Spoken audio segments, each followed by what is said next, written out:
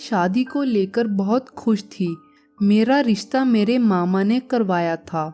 लड़का एक अमीर परिवार से था और एक प्राइवेट बैंक में क्लर्क की नौकरी करता था, इसलिए मेरे सभी घर वाले इस रिश्ते से बहुत खुश थे। शादी से पहले ही हम दोनों ने फोन पर बातें करनी शुरू कर दी थी। उसका नाम राहुल था।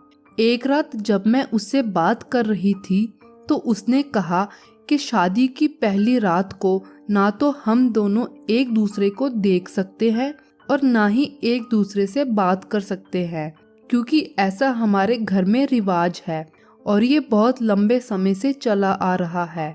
मुझे उसकी बात सुनकर थोड़ी हैरानी हुई, लेकिन मैं ऐसा करने के लिए मान गई। फिर देखते ही देखते शादी वाला दिन भी आ गया। घर वालों ने मेरी शादी धूमधाम से करवाई और मैं उस दिन बहुत खुश थी। फिर रात में मैं अपने पति के कमरे में बैठकर उसके आने का इंतजार कर रही थी। कमरे की लाइट बंद थी और कमरे में बहुत अंधेरा था। फिर किसी ने कमरे का दरवाजा खोला और धीरे से अंदर आकर मेरे पास बेड पर बैठ गया। फिर उसने मेरा हाथ पकड़ा और बिना कुछ बोले मेरे हाथ को चूमने लगा। इससे पहले मैं अपने पति से एक बार भी नहीं मिली थी। रिश्ते के वक्त भी हमने एक दूसरे को दूर से ही देखा था। हमारी बात बस फोन पर ही होती थी और मैं सिर्फ उसकी आवाज ही पहचानती थी।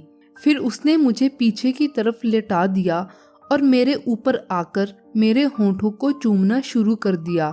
मुझे इस तरह से बिना अपने पति को देखे ये सब करना काफी अजीब लग रहा था, लेकिन मुझे उसकी शादी से पहले कही बात याद थी, इसलिए मैंने बिना कुछ बोले चुपचाप उसे ये सब करने दिया। वो लगातार मुझे होंठों से लेकर छाती तक चूमे जा रहा था और अब तो मुझे भी इसमें मजा आने लगा था। फिर वो मेरे ऊपर से उठा और अपने कपड़े उतारने लगा। उसने अपने हाथ के इशारे से मुझे भी अपने कपड़े उतारने के लिए कहा और तब मैंने भी अपने कपड़े उतार दिए। फिर उसने बिना कपड़ों के मेरे शरीर को छाती से लेकर नीचे तक चूमना शुरू कर दिया और मेरे बदन के हर हिस्से पर काफी देर तक चूमता रहा। अब तो मैं भी पूरी तरह से मदहोश हो चुकी थी और मेरी धड़कन काफी तेज चल रही थी। मुझसे भी अब सब्र नहीं हो रहा था। तभी मुझे एक तेज झटका लगा और मेरा तो जैसे कलेजा ही मुंह में आ गया था। तब मैं उसके साथ कसकर लिपट गई, लेकिन जैसे ही मैं उसके साथ लिपटी तो मुझे कुछ ठीक नहीं लगा, क्योंकि राहुल को मैं पहले देख चुकी थी और वो दिखने में काफी दुबला पतला था, मगर जिसे मैंने अभी अभी अपनी बाहों में लिया था उसके शरीर का आकार वैसा बिल्कुल भी नहीं था जैसा कि राहुल का था। अब मुझे शक होने लगा था कि ये मेरा पति राहुल नहीं बल्कि कोई और आदमी है, लेकिन मैं कुछ बोल भी नहीं सकती थी। मैं अभी ये सब सोच ही रही थी कि इतने में उसने अपना काम पूरा कर लिया। फिर वो मेरे ऊपर से हटा और अपने कपड़े पहनकर बिना कुछ बोले मेरे पास बेड पर लेट गया। मेरे दिमाग में बहुत सी बातें घूम रही थी। ऐसे ही सोचते हुए 2-3 घंटे गुजर गए और अब तो सुबह भी होने वाली थी।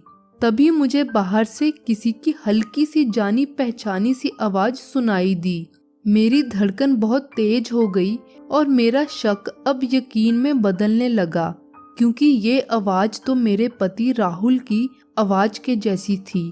सच जानने के लिए मैं चुपचाप बिना कोई शोर किए बेड से उठी और धीरे धीरे अपने बैग में से अपना फोन निकाला। फिर जैसे ही मैंने फोन की फ्लैशलाइट जगाकर उसकी तरफ की तो मेरे होश उड़ गए। ये मेरा पति नहीं बल्कि ससुर था। मेरी तो जैसे जान ही निकल गई। मैंने जल्दी से अपनी मम्मी को फोन किया और सब कुछ बता दिया। तब तक मेरा ससुर भी जाग गया था और उसे पता चल गया था कि मैं सच जान चुकी हूँ, इसलिए वो चुपचाप उठकर कमरे से बाहर चला गया। मेरे घर वाले कुछ ही देर बाद मेरे ससुराल आ पहुँचे। मैंने रोते हुए पूरी बात बता दी। तब बात करने पर पता चला कि मेरा पति राहुल नपुंसक था। इससे पहले भी उसकी 2 शादियां हो चुकी थी, लेकिन दोनों बीवियां सच जानने के बाद उसे छोड़कर चली गई थी। इसलिए इस बार राहुल के घर वालों ने प्लान बनाया था कि राहुल के पिता मेरे साथ सुहागरात मनाकर मुझे प्रेग्नेंट कर देंगे और अगले ही दिन राहुल को 2 साल के लिए विदेश भेज देंगे। इस तरह से अगर मुझे शादी के 2 साल बाद सच का पता भी चल जाएगा तो मैं बच्चे के लिए राहुल के साथ रहने को मजबूर हो जाऊंगी। सच जानने के बाद मेरे घर वाले तुरंत मुझे लेकर घर वापस आ गए और मैंने राहुल के साथ साथ उसके परिवार के ऊपर मेरे साथ धोखे से शादी करने और फिर गलत काम करने का केस कर दिया। शादी पूरी जिंदगी का बंधन होता है और शादी में ईमानदारी बहुत ज़रूरी है। आप आधे सच और